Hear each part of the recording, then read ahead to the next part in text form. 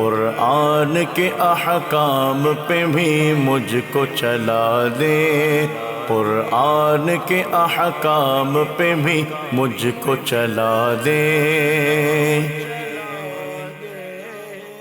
الحمدللہ رب العالمین والصلاة والسلام علی سید الانبیاء والمرسلین، اما بعد فاعوذ باللہ من الشیطان الرجیم، بسم اللہ الرحمن الرحیم۔ محترم ناظرین کرام، آپ دیکھ رہے ہیں پروگرام احکام قرآن۔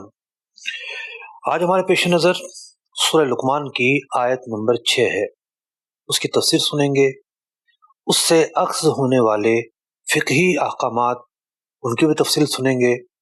لیکن اس سے پہلے ہمارے پروگرام کا ایک معمول ہے کہ جب نئی سورت شروع ہوتی ہے تو ہم بڑے مختصر الفاظ میں اس سورت کا کچھ تعارف بھی پیش کرتے ہیں۔ سورہ لقمان جیسا کہ نام سے ظاہر ہے، حضرت لقمان رضی اللہ تعالیٰ عنہ کی نسبت سے اس کا نام لقمان ہے۔ حضرت لقمان اللہ کے نیک بندے تھے، یہ نبی نہیں تھے بلکہ اللہ کے نیک بندے تھے۔ اس سورت مبارکہ میں اللہ کے نیک بندوں کا ذکر ہے، چنانچہ فرمایا گیا وَلَقَدْ آتَيْنَا لُقْمَانَ الْحِكْمَةَ أَنِ اشْكُرْ لِلَّهِ، اور اللہ تعالیٰ نے لقمان کو حکمت عطا کی کہ تم اللہ کا شکر ادا کرو۔ اور یہ انداز، یہ اسلوب ہمیں بتاتا ہے کہ اللہ کے سارے بندے ایک جیسے نہیں ہوتے، سارے بندوں میں ایک جیسی خوبیاں نہیں پائی جاتی۔ کچھ وہ ہوتے ہیں جو خاص ہوتے ہیں، اللہ تعالیٰ ان پر خصوصی انعام و اکرام فرماتا ہے۔ دیکھیے اللہ کے کیسے بندے ہیں، رہتی دنیا تک ان کا نام رہے گا، ان کے اوصاف کا بیان ہوتا رہے گا، ان کا تذکرہ ہوتا رہے گا۔ تو اللہ تعالیٰ جب کسی بندے سے محبت کرتا ہے تو اس کی محبت بندوں کے دلوں میں بھی ڈال دیتا ہے۔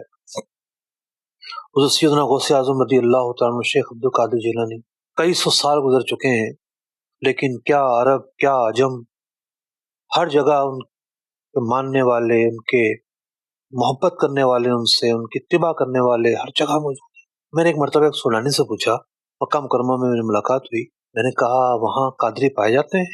بلا مبالغہ ایک دم حیرانگی سے دیکھا اس نے میری طرف، کہا کل قادری، کل قادری۔ یعنی سوڈان کے اکثر لوگ جو ہیں سلسلہ بیعت اور طریقت میں شیخ عبد القادر جیلانی رضی اللہ تعالیٰ کے پیروکار ہیں۔ اب کیا بات کر دی آپ نے، مطلب گویا کہ یہ انداز تھا۔ تو یوں کیا عرب کیا عجم، اللہ کے جو نیک بندے ہوتے ہیں ان کا ڈنکا بج رہا ہوتا ہے۔ کسی کی شہرت ایک خطے تک ہوتی ہے، کسی کی ملک تک، کسی کی بر اعظم تک، اور کسی کی دنیا تک۔ حضرت لقمان رضی اللہ تعالیٰ عنہ اللہ کے برگزیدہ بندے، نیک بندے، قرآن پاک میں ان کا ذکر آیا، ان کی شان، شوکت، ان کی عظمت، ان کی خصوصیات کا اندازہ کیا جا سکتا ہے۔ سورہ لقمان جو ہے یہ مکہ مکرمہ میں نازل ہوئی۔ حضرت برہ رضی اللہ تعالیٰ عنہ بیان کرتے ہیں کہ ہم نبی اکرم علیہ الصلوۃ والسلام کے پیچھے ظہر کی نماز پڑھتے تھے اور لقمان اور ذاریات سے ایک سورت کے بعد دوسری سورت سنتے تھے۔ اس سورت کو نبی اکرم علیہ الصلوۃ والسلام کے معجزے سے شروع کیا گیا، قرآن پاک کے تذکرے سے۔ اللہ رب العزت نے اپنی توحید قدرت پر دلائل قائم کیے۔ اس کے بعد حضرت لقمان حکیم کا قصہ نقل کیا گیا۔ حکیم ایک تو میڈیکل حکیم ہوتا ہے نا، جو دوائیاں دیتا ہے، جس کو پنساری بھی کہتے ہیں، اور لفظ حکیم کا عربی میں معنی ہے حکمت والا، دانائی والا۔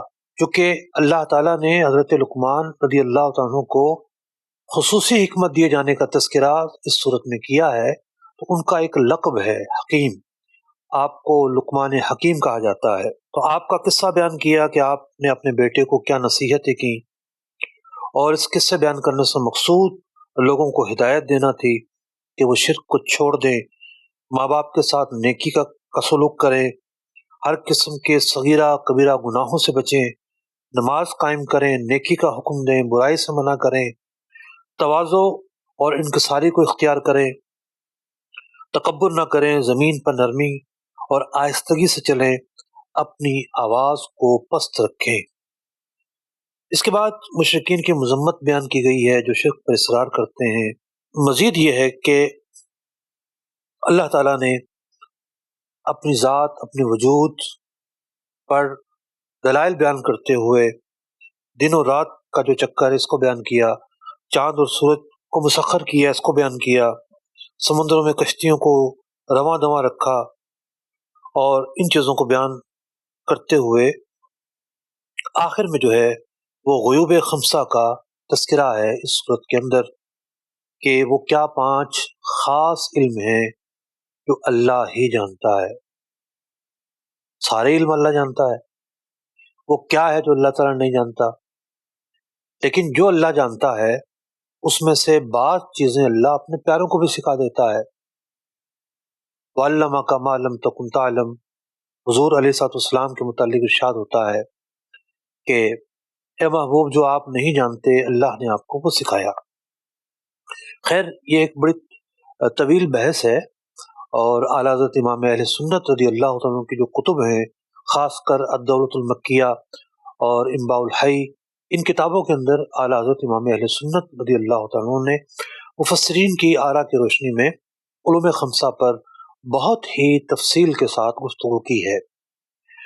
ہمارے پیش نظر ہے آج سورہ لقمان کی آیت نمبر 6۔ آئیے سب سے پہلے تو اس کی تلاوت اور ترجمہ سنتے ہیں۔ قرآن رہنما ہے، جنت کا راستہ ہے۔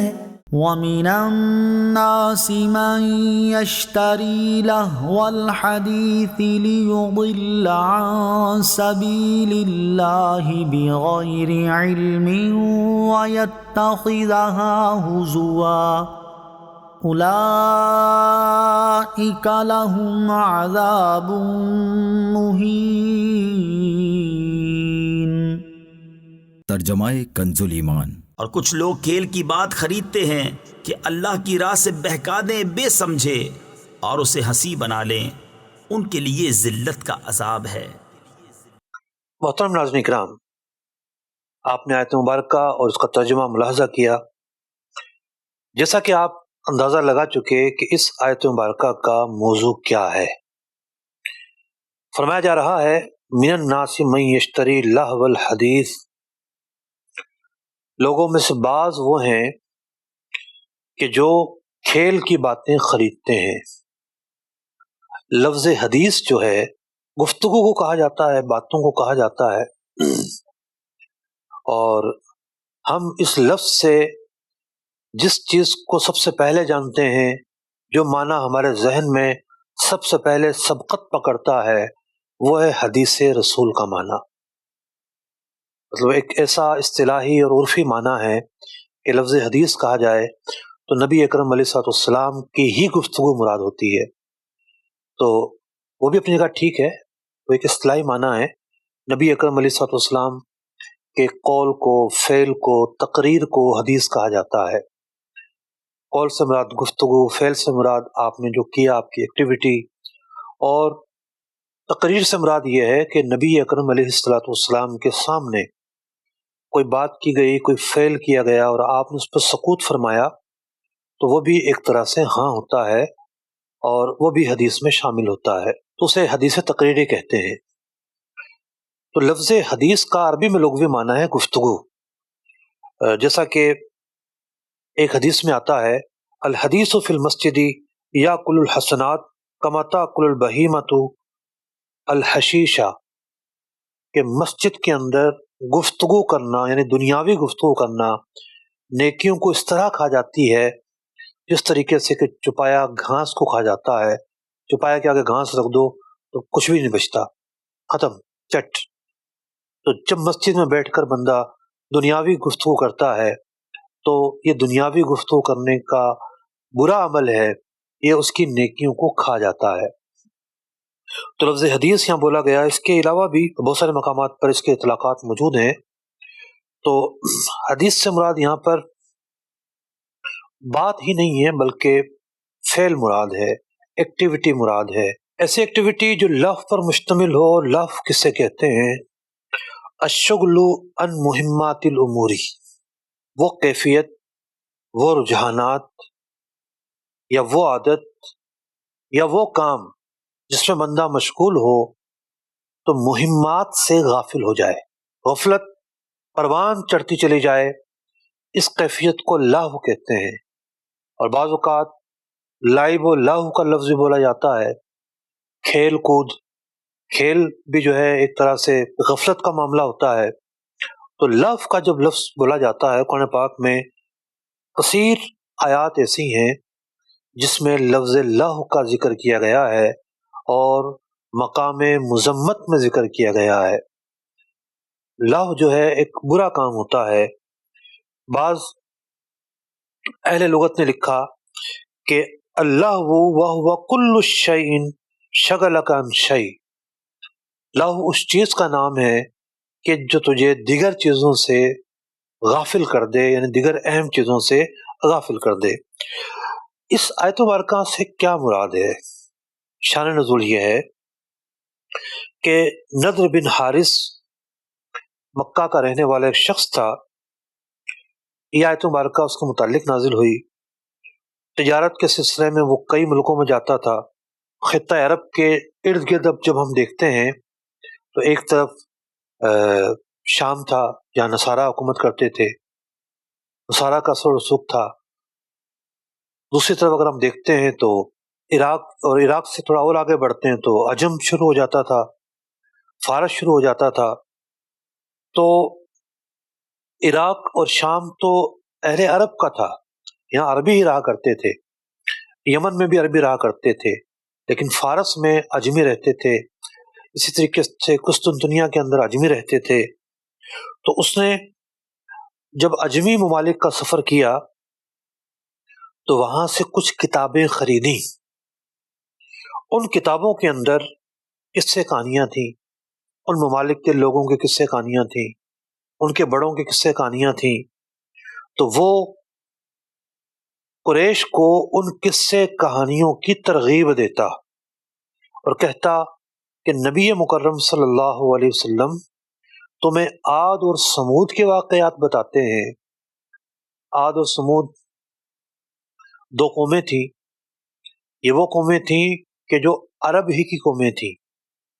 حضرت صالح علیہ السلام، حضرت ہود علیہ السلام کی قومیں، اور ان قوموں نے جب اللہ کی نافرمانیاں کی تو قرآن پاک نے تفصیل کے ساتھ ان قوموں کے حالات کو، ان کے واقعات کو، ان کی سرکشی کے انجام کو بیان کیا تاکہ اہل مکہ عبرت حاصل کر سکیں، غفلت سے باز آ جائیں، شرک سے باز آ جائیں، نبی اکرم علیہ السلام کی اطاعت کو اختیار کر لیں۔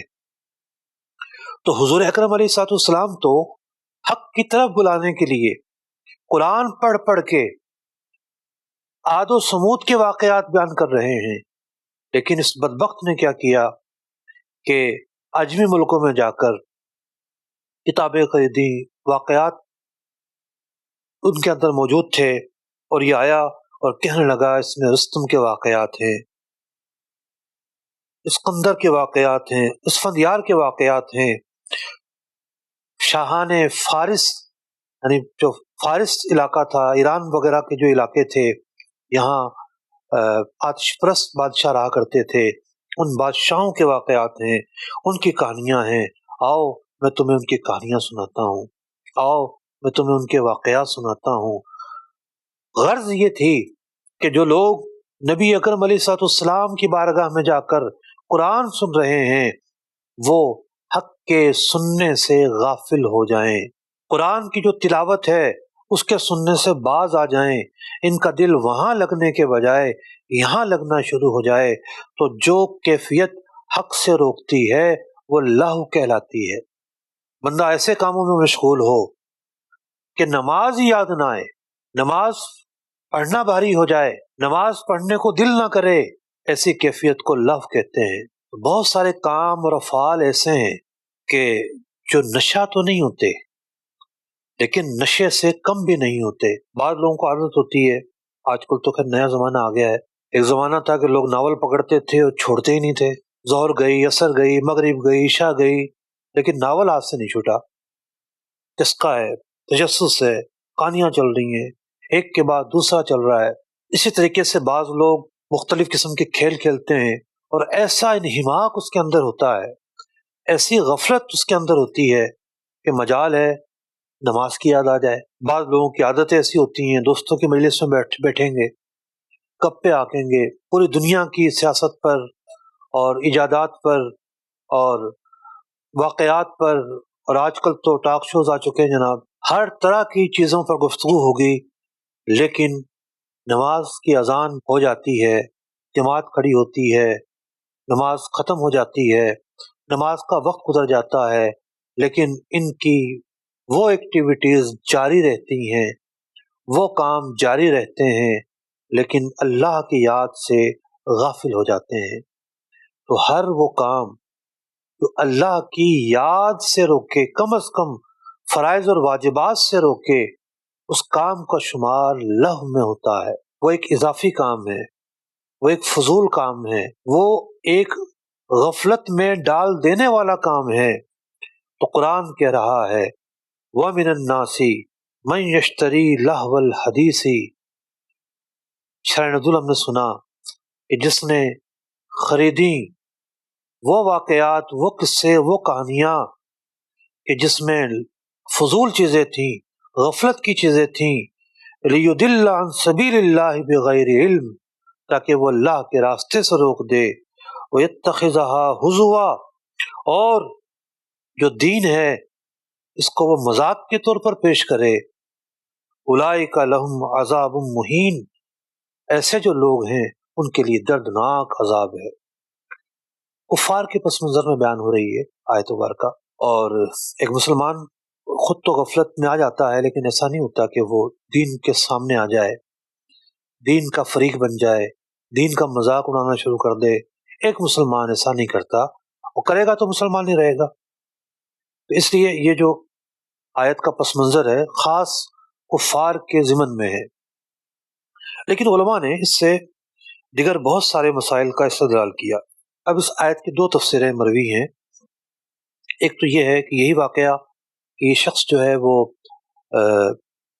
کچھ کتابیں لے کر آیا تھا. جو دوسری تفسیر ہے اس سے مراد یہ ہے کہ کوئی شخص جو ہے وہ ایسی لونڈیا خریدے جو گانے گاتی ہو، خاص اہتمام سے وہی خریدے، پھر اس کے گانوں میں گم ہو جائے، اللہ کی یاد سے غافل ہو جائے.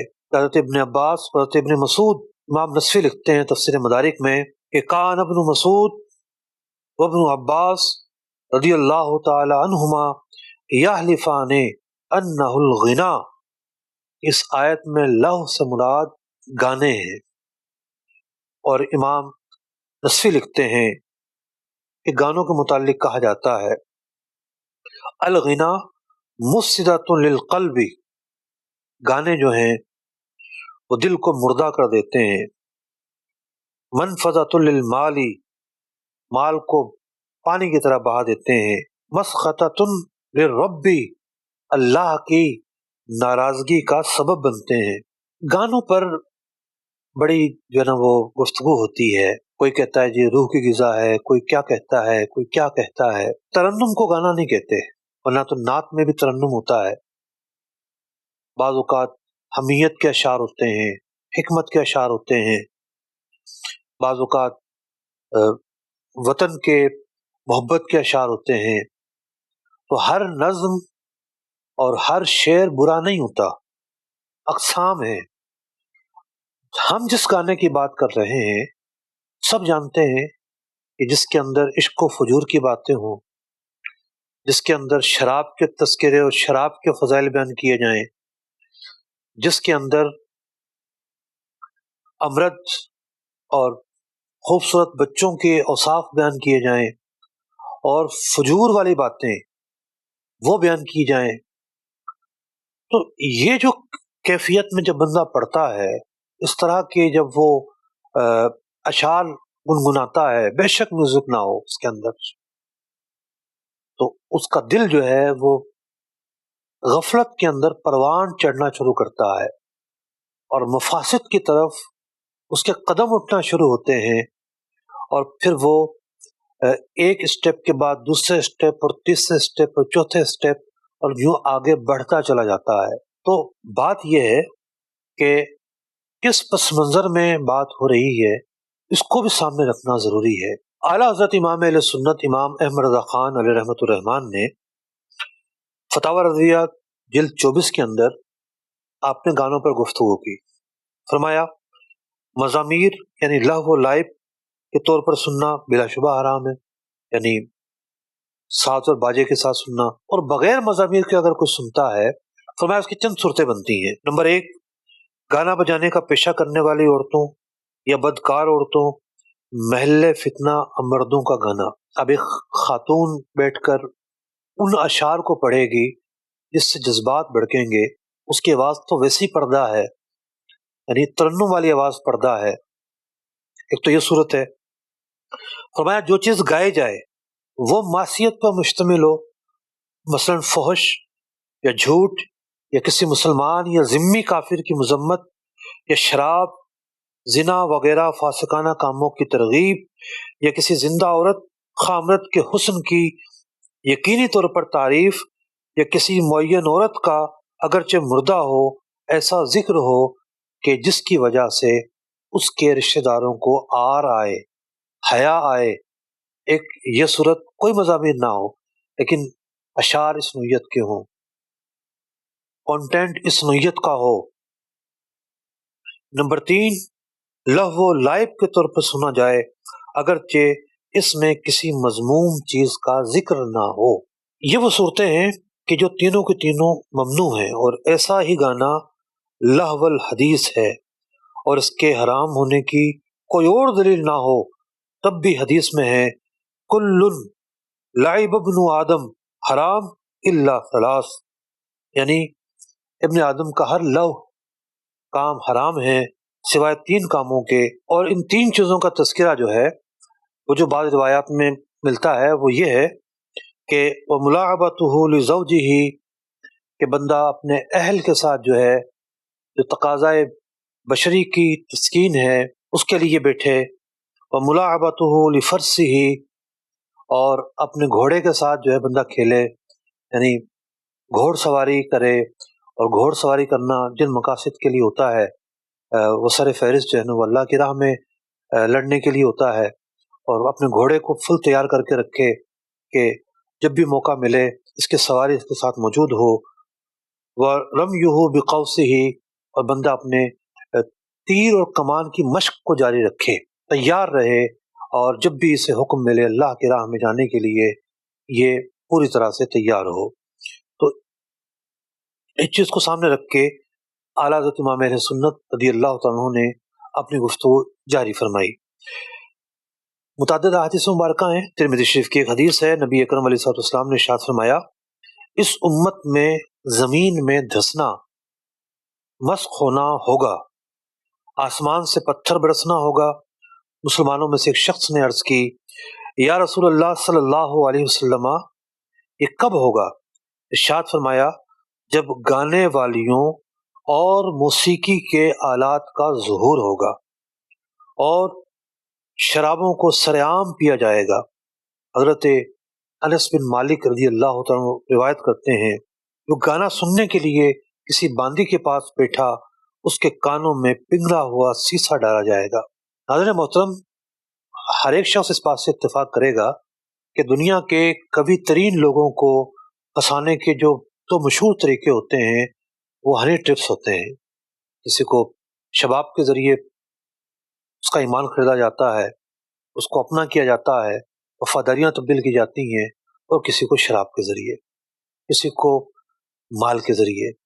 تو کیا ہے کہ جو غفلت میں انسان پڑتا ہے، آپ اندازہ لگائیے کس طرح وہ غفلت میں پڑتا ہے. تو غفلت اس آیت مبارکہ کا جو مرکزی موضوع ہے وہ ہے غفلت میں نہ پڑھنا.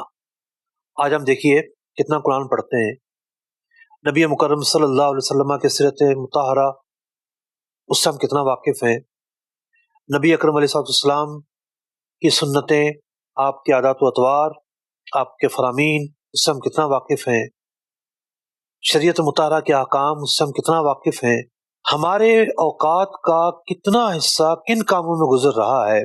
کچھ تو ضروری کام ہوتے ہیں، ذرائع معاش کے تعلق سے ہو گئے، لیکن ایک طبقہ ہے کہ جب وہ تھکا ہوا آتا ہے ذریعہ معاش سے تو وہ سمجھتا ہے کہ بس اب تو غفلت کے لیے تازہ دم ہو جاؤ، پھر وہ جو چاہتا ہے وہ کرتا ہے، کوئی گانے سن کر، کوئی فلمیں دیکھ کر، کوئی ڈرامے دیکھ کر اپنے وقت کو گزارتا ہے۔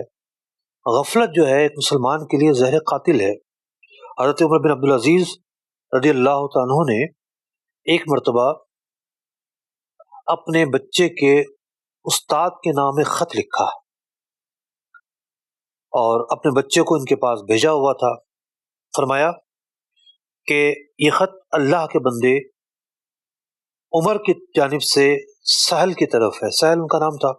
اما بعد، میں نے اپنی اولاد کی تربیت کے لیے اپنی معلومات کی بنا پر تمہیں منتخب کیا، میں نے اپنے بچوں کو تمہارے سپرد کیا، کسی غلام یا کسی معتمد خاص کے سپرد نہیں کیا، یعنی اس استاد کے سکلز آپ کے سامنے تھے، ان کی اسپیشلٹیز، ان کا علم آپ کے سامنے تھا، تو فرمایا میں نے تمہارے سپرد بچے کو کیا ہے، لہٰذا تم ان کے ساتھ سختی کے ساتھ پیش آؤ۔ جو ایک استاد کو ایک فاصلہ رکھنا ہوتا ہے، جو ایک روب رکھنا ہوتا ہے، فری نہیں ہوتا استاد، ایک بھرم رکھتا ہے، مطلب یہ نہیں ہے کہ بادشاہ کا بیٹا ہے تو استاد چاپلوسی شروع کر دے، نہیں، استاد کا ایک وقار ہوتا ہے، ایک اس کا بھرم ہوتا ہے، وہ اس کے ساتھ لے کے اسٹوڈنٹ کو چلتا ہے۔ تو فرمایا کہ سختی کے ساتھ پیش آؤ، کیونکہ یہ ان کے آگے بڑھنے کو زیادہ ممکن بنائے گی، اور تمہاری تعلیم میں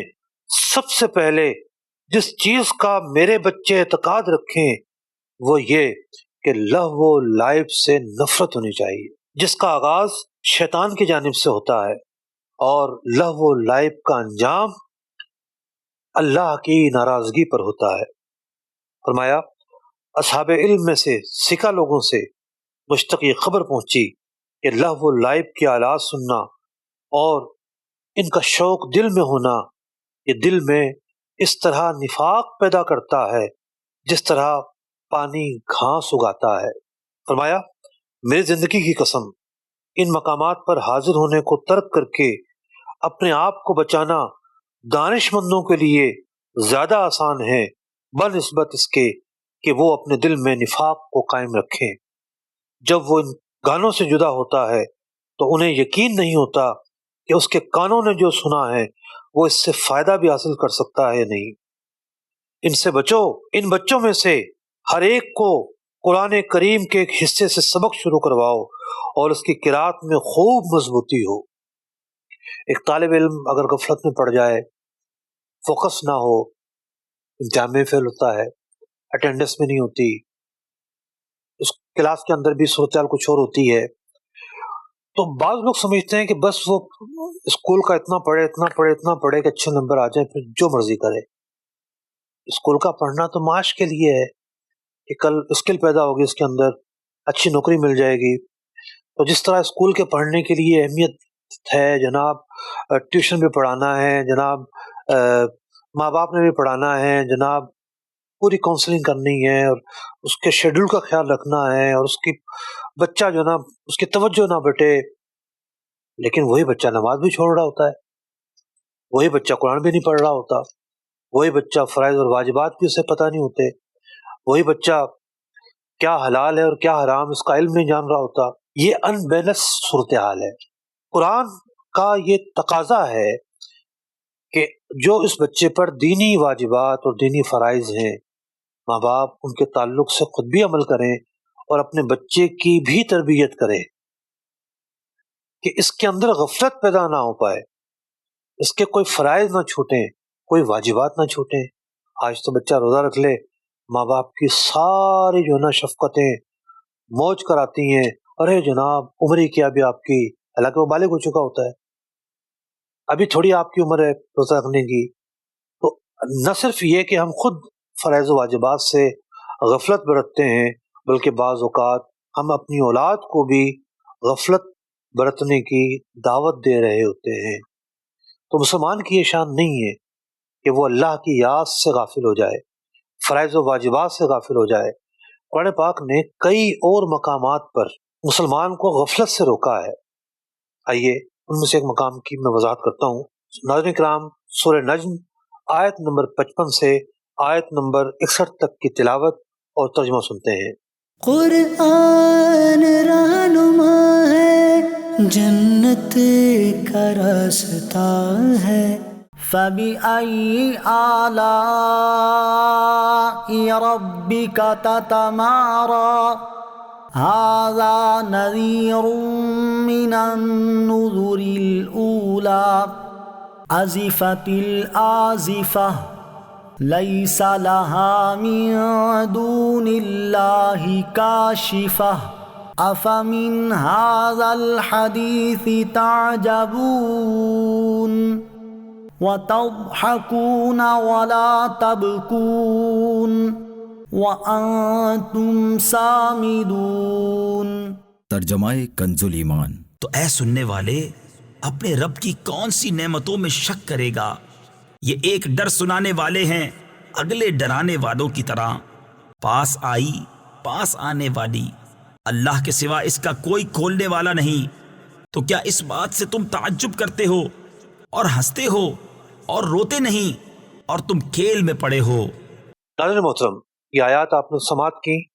اللہ تعالیٰ فرما رہا ہے افمن ھذا الحدیث تعجبون، کیا تم اس بات سے تعجب کرتے ہو؟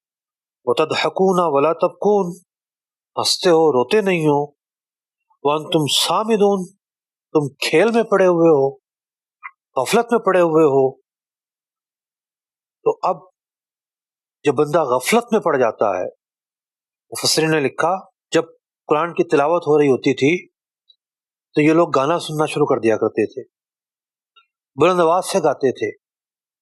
تو قرآن پاک نے ان لوگوں کی اس کیفیت کو اعلیٰ ترین غفلت قرار دیا ہے۔ وانتم سامدون، اور تم جو ہے وہ غفلت میں پڑے ہوئے ہو، لاہون ہو، لاعبون ہو، غنا میں مشغولین ہو۔ پتہ یہ چلا کہ گانا بھی ایک ایسی چیز ہے کہ جو انسان کو غفلت میں ڈالتا ہے۔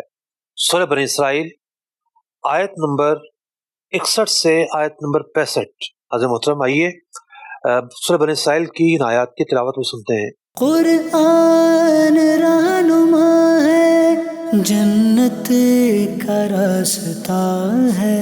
وَإِذْ قُلْنَا لِلْمَلَائِكَةِ اسْجُدُوا لِآدَمَ فَسَجَدُوا إِلَّا إِبْلِيسَ قَالَ أَأَسْجُدُ لِمَنْ خَلَقْتَ طِينًا۔ ترجمہ کنز ایمان۔ اور یاد کرو جب ہم نے فرشتوں کو حکم دیا کہ آدم کو سجدہ کرو تو ان سب نے سجدہ کیا سوا ابلیس کے۔ بولا کیا میں اسے سجدہ کروں جسے تو نے مٹی سے بنایا؟ قال أرأيتك هذا الذي كرمت علي لئن أخرتني إلى يوم القيامة لأحتنكن ذريته إلا قليلا۔ ترجمہ کنز ایمان۔ بولا دیکھ تو جو یہ تو نے مجھ سے معزز رکھا، اگر تو نے مجھے قیامت تک مہلت دی تو ضرور میں اس کی اولاد کو پیس ڈالوں، یعنی برباد کر ڈالوں گا، مگر تھوڑا۔ قال اذهب فمن تبعك منهم فإن جهنم جزاؤكم جزاء مغفورا۔ ترجمہ کنز ایمان۔ فرمایا دور ہو تو ان میں جو تیری پیروی کرے گا تو بے شک تم سب کا بدلہ جہنم ہے، بھرپور سزا۔ واستفزز من استطعت منهم بصوتك وأجلب عليهم بخيلك ورجلك وشاركهم في الأموال والأولاد وعدهم وما يعدهم الشيطان إلا غرورا۔ ترجمہ کنز ایمان۔ اور ڈگا دے یعنی بہکا دے ان میں سے جس پر قدرت پائے اپنی آواز سے، اور ان پر لام باندھ لا یعنی فوجی لشکر چڑھا لا، اپنے سواروں اور اپنے پیادوں کا اور ان کا ساجی ہو مالوں اور بچوں میں، اور انہیں وعدہ دے، اور شیطان انہیں وعدہ نہیں دیتا مگر فریب سے۔ ان عبادی لیس لک علیہم سلطان وکفی بربک وکیلا۔ ترجمہ کنز ایمان۔ بے شک جو میرے بندے ہیں ان پر تیرا کچھ قابو نہیں، اور تیرا رب کافی ہے کام بنانے کو۔ سورہ بنی اسرائیل آیت نمبر 61 سے آیت نمبر 65 ایک نقشہ کھینچا جا رہا ہے کہ جب اللہ تعالیٰ نے شیطان کو حضرت آدم علیہ السلام کو سجدہ کرنے کا حکم دیا، اس نے جو ہے اعراض برتا، چیلنج کیا، اور اللہ تعالیٰ نے بھی فرما دیا کہ تو جس پر قدرت پا سکتا ہے پا لے جا کر، میرے بندے تیرے بہلاوے سے، تیرے فریب سے بچ کر رہیں گے۔ تو شیطان کے جو وار بیان کیے گئے ان واروں میں سے ایک وار یہ تھا وَاسْتَفْرِزْ مَنِ اسْتَطَعْتَ مِنْهُمْ بِصَوْتِكَ، کہ تو اپنی آواز سے جس کو غفلت میں ڈال سکتا ہے ڈال۔ اس کی ایک تفسیر یہ بیان کی گئی کہ شیطان ایک وسوسہ دل میں ڈالتا ہے، ایک خیال دل میں ڈالتا ہے، بندہ اس خیال کی وجہ سے، اس وسوسے کی وجہ سے غفلت میں پڑتا ہے، اللہ کے احکامات کی خلاف ورزی کرتا ہے۔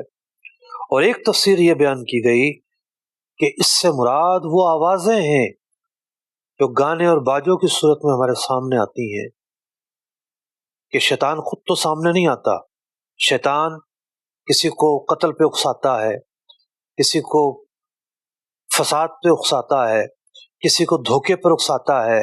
اسی طریقے سے شیطان برے خیالات ڈالتا ہے، کسی کو ایسے اشعار لکھواتا ہے جس میں فحش باتیں ہوتی ہیں، جس میں فجور کی باتیں ہوتی ہیں۔ شیطان مائل کرتا ہے کسی کو کہ وہ آئے، پڑھے، مجمع لگائے، تماشا لگائے۔ تو یہ جو گانے باجے ہیں اس شیطان کے اکسانے ہی پر پڑھے جا رہے ہوتے ہیں، کیونکہ قرآن نے اس موقع پر کہا بِصَوْتِکَ، اپنی آواز سے تو ان کو اگر غفلت میں ڈال سکتا ہے تو ڈال۔ تو یہاں شیطان کی تو آواز نہیں، بلکہ شیطان کے اکسانے پر جو یہ آوازیں آتی ہیں یہ اصل میں شیطانی آوازیں ہیں۔ یہ تفسیر بہت سارے علماء نے بیان کی۔ ناظرین محترم، آپ دیکھ رہے ہیں کہ جو علماء آپ سے یہ کہتے ہیں کہ یہ چیزیں نہیں کرنی، ان کے پیش نظر یہ تفاسیر ہیں، یہ آیات ہیں، ان آیات کا صحیح معنی و مفہوم ہے کہ کوئی اپنی طرف سے نہیں کہہ رہے ہوتے، ایسا نہیں ہے کہ ان کا کوئی فائدہ ہے، یہ آپ کے بھلے کے لیے کہہ رہے ہوتے ہیں۔ آپ موازنہ کر لیں، ایک اس نمازی کے خیالات کی پاکیزگی کا کہ بالکل گانا نہیں سنتا، اور ایک اس کا کہ جو ہر وقت کانوں میں ٹوٹی ڈال کے گھوم رہا ہوتا ہے کہ اس کے خیالات پاکیزہ ہیں یا اس کے خیالات پاکیزہ ہیں، اس کی سوچ میں مٹھاس ہے، تراوٹ ہے، طہارت ہے، خلوص ہے، یا یہ جو گانوں کی غفلت میں پڑا ہوا ہے۔ موازنہ کر کے دیکھ لیں، حقیقتیں بدل نہیں جایا کرتی ہیں، حقیقتیں تو سامنے ہوتی ہیں۔ زبان کی تیزی کی وجہ سے یا لفظوں کی اسٹوری کی وجہ سے یا تیز اور تند جو ہے وہ لہجوں کی وجہ سے حقائق نہیں بدلے جا سکتے، حقائق تو موجود ہیں۔ ایک وہ جو غفلت میں پڑا ہوا ہے اس کو دیکھ لیں، ایک وہ جو غفلت میں نہیں اس کو دیکھ لیں، دونوں کی کیفیات ہی الگ ہوں گی۔ یہ حقائق ہی تو ہیں جو بتا رہے ہیں کہ یہاں معاملہ کچھ اور ہے اور یہاں معاملہ کچھ اور ہے۔ جو قرآن سنتا ہے، قرآن پڑھتا ہے، قرآن سے جو روح میں تازگی پیدا ہوتی ہے، اللہ اکبر، وہ لذت دنیا کی کسی چیز میں ہے ہی نہیں۔ کیا وجہ ہے کہ جو کہتے نظر آتے ہیں کہ جناب موسیقی روح کی غذا ہے، وہ یہ کیوں نہیں کہتے ہوئے نظر آتے کہ قرآن تو پڑھ کے دیکھو آپ، کتنی اس کے اندر طہارت ہے، کتنی پاکیزگی ہے، کیسے روح کو جو ہے ستھرا کرتی ہے، کیسے دل کو نرم کرتی ہے، تلاوت کرنا کیسے جو ہے انسان کے دل کو زندہ کرتا ہے، غفلت کو دور کرتا ہے، بندے کو اللہ کے قریب کرتا ہے، بندے کو شریعت کا پابند بناتا ہے۔ قرآن بھی تو حقیقت ہے نا، قرآن پر کیوں بات نہیں کی جاتی؟ کہ آپ کا کوئی ایجنڈا ہے، وہ ایجنڈا یہی ہے جو شیطان کا تھا کہ اللہ کی یاد سے دور کرے، قرآن سے دور کرے، نماز سے دور کرے، تسبیح و اذکار سے دور کرے، نیک کاموں سے دور کرے، دینی کتابوں سے دور کرے، علماء کی صحبت سے دور کرے، صالحین کی صحبت سے دور کرے، حکایات صالحین سے دور کرے۔ یہ دو الگ الگ راستے رہے ہیں، شر اور خیر۔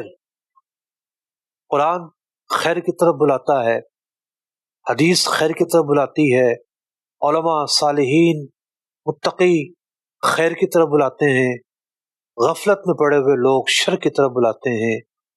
تو غفلت میں پڑے ہوئے لوگ ہمیشہ کس چیز کی طرف بلاتے ہیں؟ آپ کو دیکھ لیا کریں، وہ ہمیشہ آپ کو فلموں کی طرف بلائیں گے، ڈراموں کی طرف بلائیں گے، فحاشی کی طرف بلائیں گے، شراب کی طرف بلائیں گے، زنا کی طرف بلائیں گے۔ ان کے منصوبے، ان کے ارادے، ان کے کام، اس میں جفا نظر آئے گی، اس میں ظلم نظر آئے گا، اس میں بے اعتدالی نظر آئے گی، اس میں جو ہے وہ عدل کے خلاف چیزیں نظر آئیں گی، اس میں فساد نظر آئے گا۔ یہ حقیقتیں ہیں جو پہچاننے کے لیے کافی ہیں۔ کیوں ہم جو ہے وہ صرف ایک جملہ پکڑ کے تو بیٹھ جاتے ہیں، لیکن یہ نہیں دیکھتے کہ جملے کے پیچھے ایجنڈا کیا ہے، جملے کے پیچھے نتائج کیا حاصل کرنا چاہتے ہیں۔ دشمن کبھی بھی اپنا نتیجہ نہیں پھینکتا۔ جال کس کو کہتے ہیں؟ شکاری جب جال پھیلاتا ہے نا تو وہ بڑا ہی لمبا منصوبہ لے کر آتا ہے کہ یہاں پرندے آئیں گے، امید لے کر آتا ہے، اتریں گے، دانا نظر آئے گا، بیٹھیں گے تو جال میں پھنسیں گے، یوں کریں گے، یوں کریں گے، یوں کریں گے، یوں کریں گے، پھر نتیجہ ظاہر ہوگا۔ بعض اوقات ہم جو ہے وہ بہت سارے لوگوں کے بہلاوے میں آ جاتے ہیں۔ ایسا نہیں کرنا چاہیے۔ ہمیں اپنے علماء پر، محدثین پر، مفسرین پر، حدیث پر، قرآن پر اعتماد ہونا چاہیے۔ اللہ پاک ہمیں ہدایت پر رکھے، غفلت سے بچائے۔ جو چیزیں اللہ کی یاد سے دور کرتی ہیں، غفلت میں ڈالتی ہیں، ان چیزوں سے محفوظ فرمائے۔ آمین بجاہ النبی الامین صلی اللہ تعالی علیہ وسلم۔ قرآن کے احکام پہ بھی مجھ کو چلا دے، قرآن کے احکام پہ بھی مجھ کو چلا دے۔